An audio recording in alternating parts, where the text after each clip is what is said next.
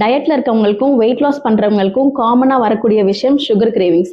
இந்த sugar cravings எதனால வருது அண்ட் இதை எப்படி கண்ட்ரோல் பண்றதுன்னு இந்த வீடியோல பார்க்கலாம். முதல் விஷயம் சுகர் லெவல் ஃபிளக்சுவேஷன். ரொம்ப நேரம் சாப்பிடாம இருக்கிறதுனாலையும் அண்ட் பிரேக்ஃபாஸ்ட் ஸ்கிப் பண்றதுனாலையும் நம்ம உடம்புல சடனா சுகர் லெவல் ஃபால் ஆகும் அண்ட் இதை தொடர்ந்து சுகர் கிரேவிங் வரும். சரியா தூக்கம் இல்லாததுனாலையும் ஸ்ட்ரெஸ் அதிகமாக ஆகிறதுனாலையும் நம்ம உடம்புல ஸ்ட்ரெஸ் ஹார்மோன் சொல்லக்கூடிய கார்டிசால் செக்ரேஷன் அதிகமாகிறத தொடர்ந்து சுகர் கிரேவிங்ஸ் வர வாய்ப்பு இருக்கு. அண்ட் அயன் அண்ட் B12 டெஃபிஷியன்சிலையும் கண்டிப்பா சுகர் கிரேவிங்ஸ் லைக் சாக்லேட்ஸ்லாம் அதிகமாக சாப்பிடணுன்ற ஒரு எண்ணம்லாம் வரும். பெண்களுக்கு ஓவிலேஷன் டைம்லயும் சரி அண்ட் பீரியட்ஸ்க்கு முன்னாடி ஒரு ஃபியூ டேஸ்லயும் ஹார்மோனல் சேஞ்சஸ்னால கண்டிப்பா சுகர் கிரேவிங்ஸ் வரும்.